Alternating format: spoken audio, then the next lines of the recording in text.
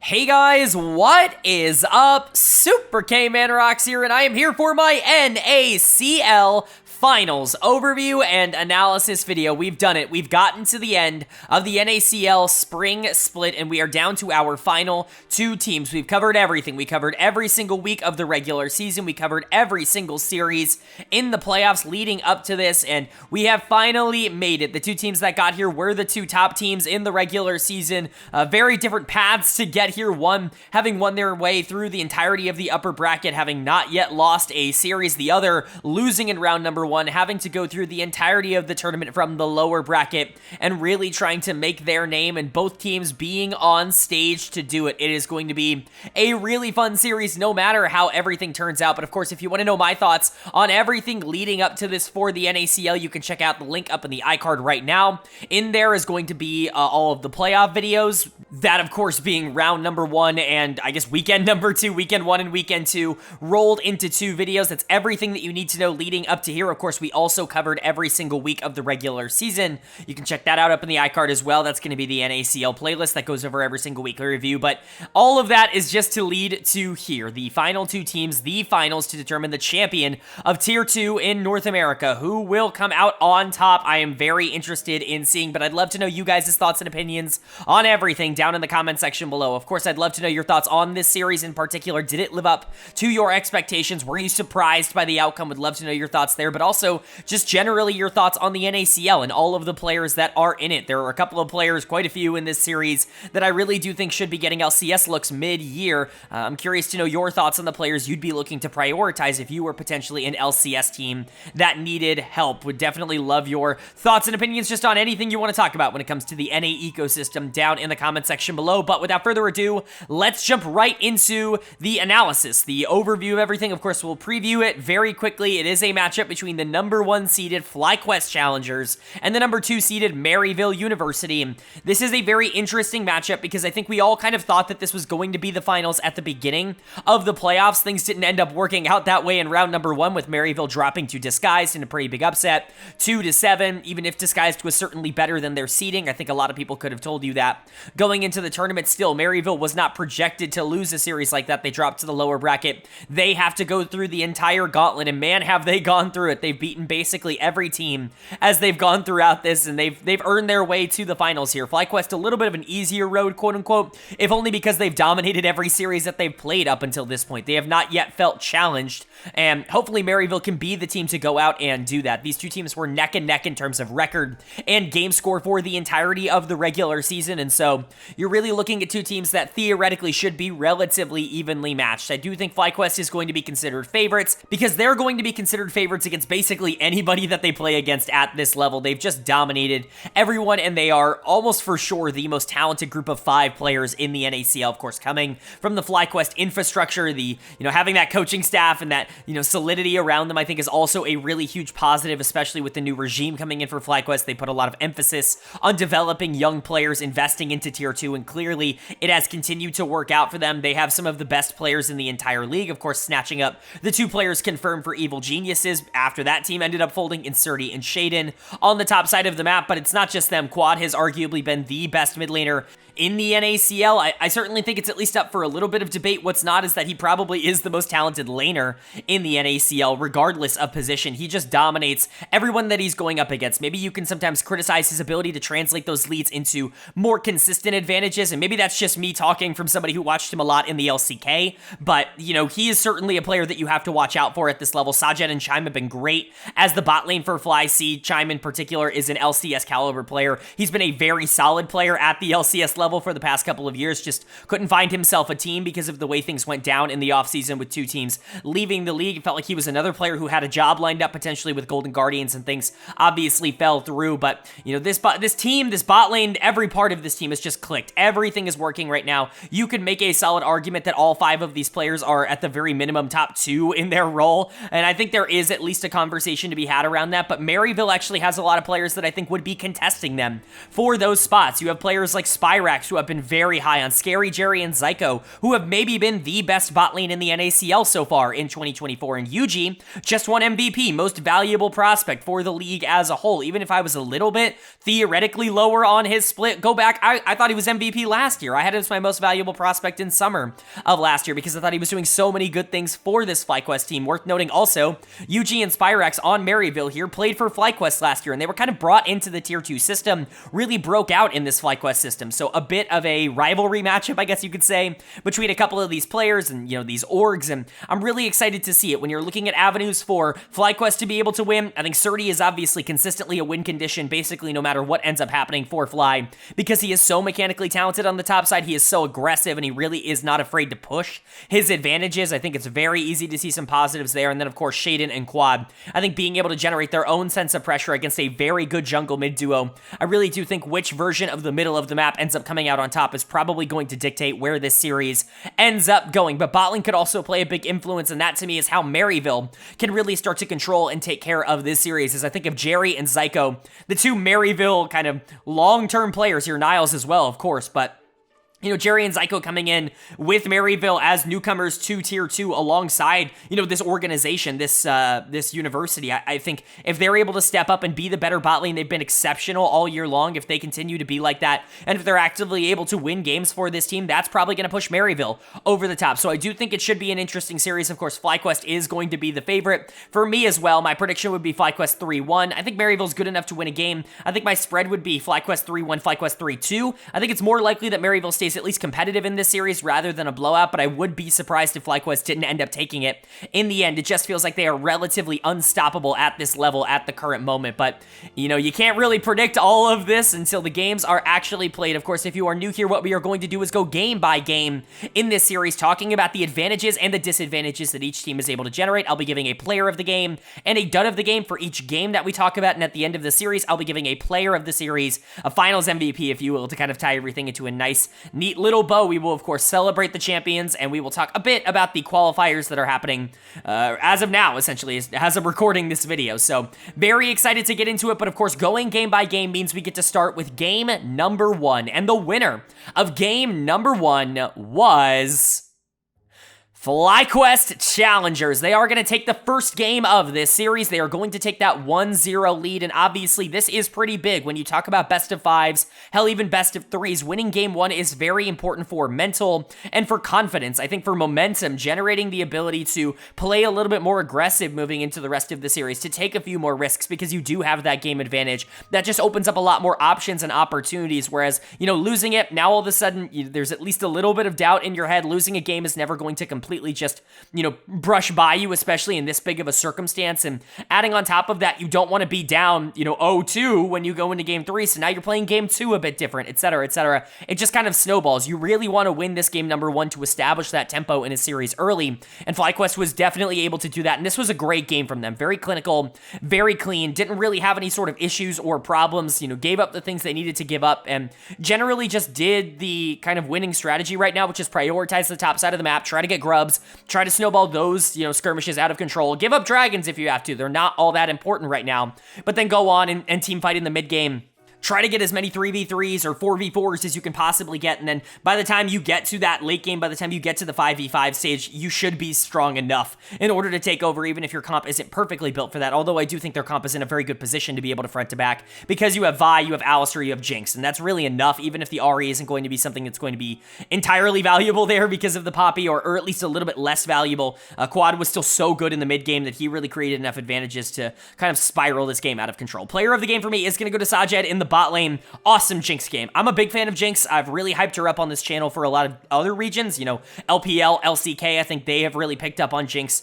They are playing her a lot more than a lot of the other regions, and it feels like to me she is a very good answer to these other hyper carries that are getting high play rates, things like Smolder and Zeri, as we saw in this game, because she really can go toe-to-toe with them in the late game, but she actually has a lot more skirmishing power in the mid game from a default sense. If you put her with an engager, I think she does have the ability to actually do stuff in the mid game more so than maybe something like a Smolder does. I get that she doesn't scale quite as hard as they do. Like, she's not quite as inevitable as something like a Smolder or a Zeri, but she's still really strong, and obviously she can still take over games. And Sajed was everywhere on this map. They clearly wanted to play around this Jinx. They wanted to try to get this Jinx ahead so that they can 5v5 or even 4v4 a lot cleaner with potentially Gragas or the Ahri in a side lane.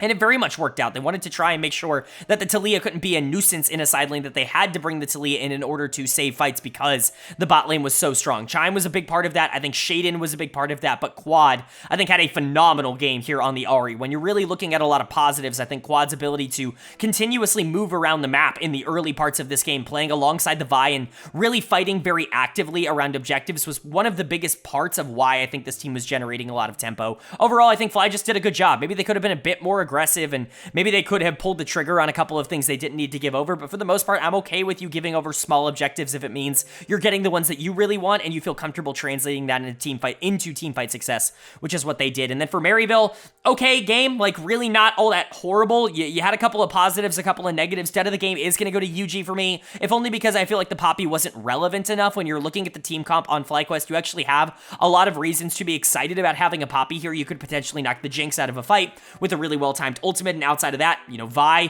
Ahri, Gragas, Alistair, all dash-oriented champions, and so that's always generally good when you're playing Poppy, and Poppy just generally, I think, has a lot of tempo and is pretty strong in the meta right now, but you just didn't really have enough across the map to do a lot of things. Yes, you were able to get gold on your Zeri, but it wasn't as much as the gold that was going on to the Jinx, and so you were always kind of behind in that regard. And then you're playing Taliyah into Ahri. You need to be the one that's prioritizing mid-roaming and prio in the middle part of the map, and it just didn't really happen. It felt like a more scattered game plan coming in for Maryville than it did for FlyQuest, and I think it really cost them. Niles wasn't nearly as good on the top side, although top lane really wasn't all that relevant in this game. 0-2-0, I think, is bad, obviously not participating in a kill, but it's not quite indicative of the idea that, like, oh, he didn't do anything this game. It was more so top lane just being top lane, right? I think you can criticize Zyko's engages, even though I love Zyko and I've been a big fan of him. He's been great in this playoff run for Maryville. Spyrex, again, probably needed a better game, and UG probably needed a better game in order for them to come out on top. But like I said, it's only game number one. You don't want to lose game number two, but you also don't need to panic after losing game number one. You just need to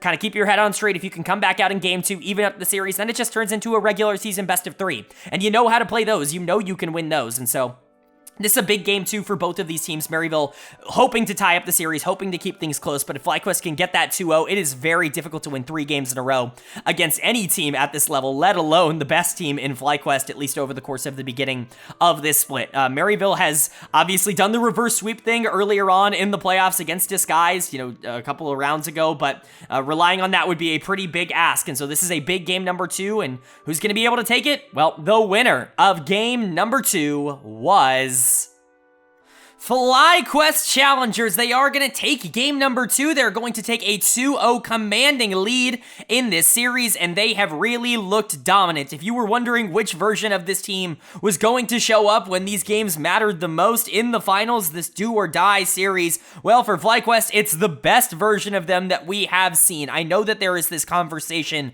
about whether or not there is a difference between playing on stage and playing at home. Obviously, there is a big difference. There is a difference between being on that LCS stage, getting all of that pressure, really feeling that energy, and, you know, not having that. And I think a lot of these players on FlyQuest have that experience. Players like Shaden played in the Shaden played in the playoffs last year. Chime has been in the LCS before for a couple of years. Quad is somebody who's played in the LCK at Lol Park, and so these players have experience in pretty high pressure environments. And when you look at Maryville, they just don't have that in the same way. Spyrax has played on stage, but only for about a week. Niles has played on stage, but that was historically some of the worst performances he's had in his career. So you're really looking at kind of a disparity, and I think that is showing up a bit in terms of the actual gameplay. FlyQuest was amazing, once again, actually able to generate a very consistent lead. I like this team comp in isolation. I think sometimes the Ziggs can be a little bit unimpactful down in the bot lane, but I really like it in terms of trying to enable the Xin Zhao, like really relying on the Xin Zhao to be able to win the game for you, and that's exactly what happened. Of course, in Fearless Draft, it becomes a lot more difficult to find other options in situations like this, but I do think Fly drafted something that was relatively competent. competent. I like Maryville's draft as well. I do think it can be pretty easy to execute on so long as your Jinx gets really strong. I think you have a very good front to back here with the Braum and Maokai as kind of a duo. You've got Jace for poke, and you've got Rumble and Jinx to really take over in a lot of those fights. I like the idea behind it, but the problem is if you get outplayed, you just kind of get outplayed. When you lose tempo, there really just isn't a lot that you're going to be able to do with this kind of comp to recover it, because you don't have this super big playmaker. You don't have, a Xin Zhao. You don't have a Lee Sin. You don't have a Nautilus. You don't have something like that on the other side that can just force plays. If you find people out of position, you really have to kind of take it a little bit slower, and you have to hope to control the tempo a bit more, and unfortunately for Maryville, that just didn't happen here. For FlyQuest, player of the game is going to go to Shaden in the jungle. Awesome performance from him. I've been super high on Shaden over the course of this year. Yuji was the MVP for the broadcast in terms of voting this year, but I thought Shaden was a better player in the regular season, in my humble opinion. I think Yuji did a lot of really good things for Maryville. I just think that Maryville had a lot of really good things going for them, and Shaden was often winning a lot of pressure for Fly. I guess it's not really fair to say that. Shaden also had a lot of really good things going for them.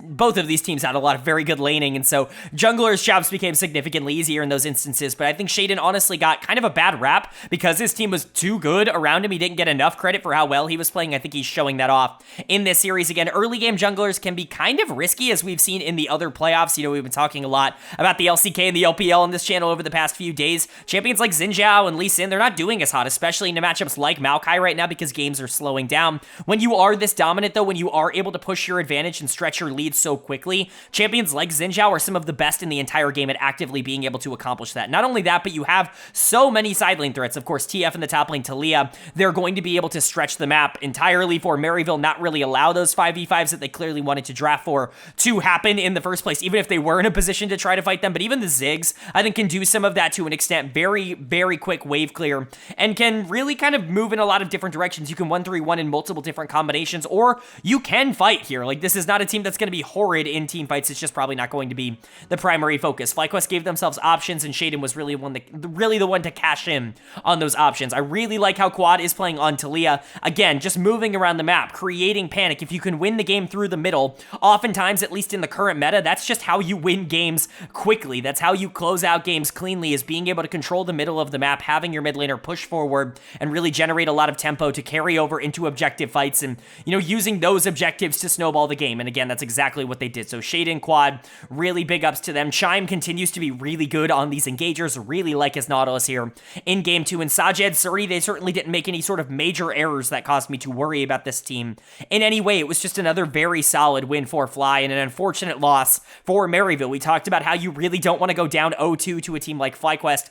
Not only is that demoralizing, not only is it like, oh, well, if this was a best of 3, if this was in the regular season, it would already be over. But even on top of that, it's this idea that, oh, well, now we have to win 3 games in a row against FlyQuest challengers. Not an easy task. Even for LCS teams, I imagine that wouldn't be a particularly easy task. But Maryville has done it before. They're not going to freak out just yet. Unfortunately, we do have to talk about this game for a second. Done of the game for me is going to go to Spyrex in the mid lane. I keep talking about how the middle of the map is so important, in my opinion, in terms of how the meta has evolved across this year. And when you pick something like Jace, you need to be able to expend that tempo in the early game to make sure that champions like Jinx and Maokai are in positions to be able to do stuff in the mid-game skirmishes, actually be able to control the objectives, actually be able to show up on time to things. Like, that's what Jace's job here is to make sure that all of that goes well for Maryville, and it just didn't happen here. We've seen this combination a lot in other regions, things like the Maokai plus aggressive insert, AD mid here. Most of the time it's the Tristana,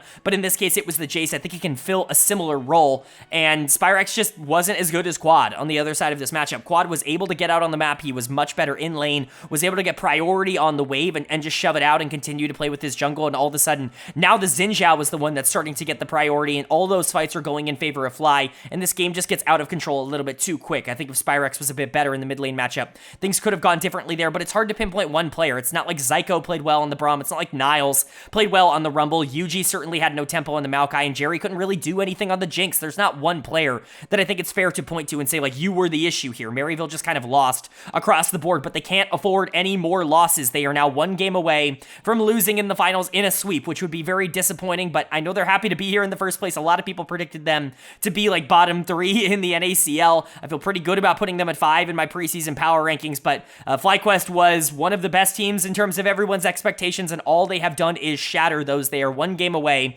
from being able to lift that NACL trophy. Are they going to be able to do that in a 3-0 sweep, or is Maryville going to win at least one game and push us at the very least to a game 4? Well, the winner of game number 3 was FlyQuest Challengers. They are going to take game number 3. They are going to clean sweep this series, and there you have it. Your NACL Spring Split 2024 champions are FlyQuest Challengers. They have earned it. They have dominated the competition. They ran through the playoffs, and they get themselves a championship here in Tier 2 that they couldn't quite get in Tier 1. You obviously have to give this team a ton of kudos, a ton of congratulations for how well they played over the course of this year, but being able to so cleanly dispatch of their opponents in the finals here is indicative of just how good they are and how ready they are in comparison to a lot of the other people that they are playing into. A lot of hype has gone into this team, and a lot of it is obviously rightly so. For Maryville on the other side, you definitely don't feel great about getting swept here in the finals, but think about how great it is that you made it to the finals. I know it's a little bit of a weird conversation to have because it probably doesn't feel great to go up on stage and get absolutely slaughtered by Fly in 3 25-minute games. That's really probably not what they intended to do in a series like this, but this was a team that everybody pretty unanimously predicted to be like 9th, 8th, 7th. You know, I was high on them. I was the highest I had seen of anybody on them, and I had them at 5th, and here they were 2nd the entirety of the split. That's pretty darn good, and the development of a lot of these players over the course of this year I think was also very positive. Just because you're not walking away with that NACL trophy doesn't mean that this split was a wash, doesn't mean that it was a problem. You can look back on this and be really positive and see a lot of growth moving forward. You know, I don't imagine all of these players are going to stay together. Maybe they will going into summer, but man, a lot of them deserve LCS spots, and so you would hope that at least some of them are receiving calls. But for Fly, we'll talk about what they did well, and we'll kind of, you know, talk about the grand scheme of things at the end of this episode. But for Fly, player of the game and player of the series, my finals MVP is going to go to Shaden in the jungle. He was amazing in this series. Really was just a PowerPoint of the map, being able to play both early and late game carries, being able to play something like the Xin Zhao in the previous game, and then transitioning that into playing against the Xin Zhao and playing the Jax in game 3. Similar-ish play styles, but obviously executed in very different ways. I think Shaden was amazing and really was able to dictate the tempo of the entire series. I know I kind of say that buzzword a lot, but really what I mean by that is when you watch a game, it is clear, especially when you hit the mid-game, that one team is usually deciding which plays are being made and which plays aren't being made, which plays are going to be prioritized and contested over versus which plays are just kind of going to be given over or delayed in a certain way. In previous games in this series, usually there was some sort of trade-off happening for some of these, you know, exchanges, some of these trades. Oftentimes it was FlyQuest giving up dragons in order for them to control the grubs, or for them to be able to get more pressure on the top side of the map, or even really just push out waves in general. And that typically is a pretty good trade. We've seen very good teams just kind of give up early dragons because they don't really matter across the world this year. It's by far the least important objective in the game at the current moment, but in this game, Fly just got everything. Like, of all of the dominant games, this was probably the most dominant because they were still able to get almost every single thing on the map, prioritizing everything and actually being able to get away with everything, which is just not, it's not normal. It's not normal to win like this. It is not easy to win like this. And so Shaden playing as well as he did definitely deserves credit. Chime had an amazing series in the support position, in my opinion, on engagers, on, you know, playmakers, these more aggressive champions. This is what you want to see from Chime. Obviously known as a playmaking player. It's in his name in the first place as a Bard player, but he's always been like super good on Recon. That was his TSM scouting report for many years, and you know, I really do think that he should be in LCS. He was a player that would probably come in as a top 4, top 5-ish support in the LCS. Right now, it was a travesty that he was in NACL to begin with because he did have an LCS job lined up. I guess the same can be said for Surdy and for Shaden on the top side of this map, but I think especially for Chime, somebody who has proven at that level to be a very good support, somebody who has consistently been borderline all-pro for many years now, or at least 2 years over in, you know, Tier 1, to see him still dominate Tier 2 and be really influential in the finals, it's not surprising. Sajed was great for a rookie, for the only player here that is really inexperienced at this level. For him to come in and actually still be as good as he was, I think it's a positive. He did get to play weak side a lot of this year, didn't really have a ton of responsibility or pressure put on him because the rest of this team was winning and was putting themselves in good positions, but you still have to do good things. You can lose games as an AD carry, and he absolutely did not. Quad was the best mid laner in the league, and he proved that in this series. Whether you want to say that Spyrax was more of a map presence, like I would say, you know, I gave him my first team all-pro nod, Quad absolutely absolutely outplayed him in this series. And while he wasn't quite as impactful to me in Game 3 as he was in the first two, just because he's playing Corki and you just don't really have the same kind of opportunities there, it still was very good. And Surdy, obviously, maybe not as eye-catching in this particular series, but had a really good Game 3 here. I think the Yone game was probably the best of the series for him, but not the most eye-catching individual series, but he was my most valuable prospect of the split. I thought he was the best player in the NACL in 2024. And so you're looking at FlyQuest and you're seeing 5 players that all excelled for different reasons, all coming together. I've said this, I tweeted this out, I think, earlier on in the week. Go ahead and follow me on Twitter if you're not, quick plug. But I tweeted out that, like, I wanted to know you guys' opinions. If FlyQuest Challengers was just dragged and dropped into the LCS right now, could they fight for top 3? Because I think that's like a realistic thing to potentially consider. Like, they would at the very minimum be a top 4, top 5 team, in my opinion. I think it is clear that they would be better than a lot of the other mediocre teams in the league, but I think they are good enough to even contest for like a top 3 spot if everything goes right, and like that's how highly I think of this team. So Maryville shouldn't feel too bad that they lost to them. Again, I know it feels pretty sucky to lose in the finals and to lose in such dominating fashion, but you had such a good split. You overachieved so many expectations and you made so much growth that it's really hard to look back on this as a negative. In my opinion, dud of the game is going to go to Jerry in game number 3. It's okay, like playing Kai'Sa's hard in this particular matchup. Kai'Sa Xayah is very fun to watch. However, when Kai'Sa does not get going, she's just a low-range assassin AD carry that can't really do a whole ton. Kind of similar to Lucian in that regard, just obviously very different scaling styles. But Jerry, I thought, was really good across this split. In my opinion, the best AD carry in the NACL in 2024. I'm not going to freak out that him and Psycho were not the better bot lane here. Both of them have done more than enough of their heavy lifting over the course of this year for me to give them a bit of a pass. Spyrax was a bit disappointing, I will say, in this series. Somebody that I really expected to step up and be very influential. You could say the same thing for Yuji, but unfortunately for them, they just had better opposition on the other side of this matchup. Great job by Shaden and Quad to be able to control the tempo, as I typically say, and, you know, Spyrax was a lot more passive and really couldn't get anything going in this series. Yuji certainly was never on the same page as not only the rest of his team, but being able to keep up with Shaden on the other side of this jungle matchup. Constantly late to objectives, never really able to skirmish. He was trading early on in the series. I think he got a bit over-eager in the back half and really kind of cost his team for a couple of these games. Niles was certainly not nearly as good as Surdy, but again, these are the negatives in this particular series. It's hard to really dwell on those because of how well they played across this year. There was still so much improvement, so much positivity for Maryville, and especially if they stick together as 5, I could see them going into summer even improving more beyond this and coming back for this crown in just a couple of months. I don't know if that's definitely going to be the case, but I'm certainly going to be interested in seeing it. But congratulations to FlyQuest. They have earned it, and they are your 2024 NACL Spring Split champions.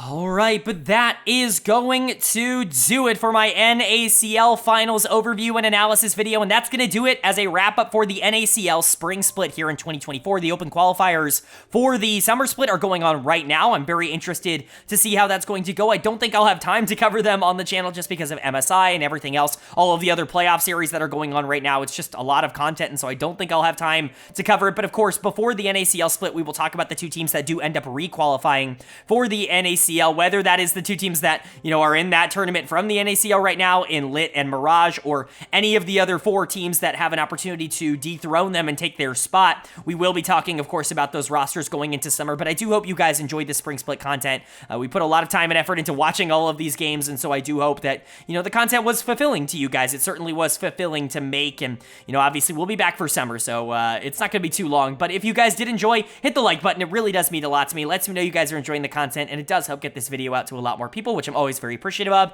And of course, we don't only post about the NACL on this channel. We post about all 4 of the major regions as well. Of course, LCS is wrapped up as well. They finished the day before this, and so no content there to talk about, but the LEC, the LCK, the LPL, all of their playoffs are going on right now, and we cover all of those on the channel in that same vein. Of course, MSI is also right around the corner, your big mid-season invitational, not quite as applicable to the NACL, but still, if you're interested in LoL esports, this is the channel for it. We cover everything on here in comprehensive overviews, just like we did this series, so hit subscribe and hit that bell so you can be notified when all of those videos do go live. But of course, with all that being said, I hope you all are having a great day. I hope you continue to have a great day, and I will see you all later.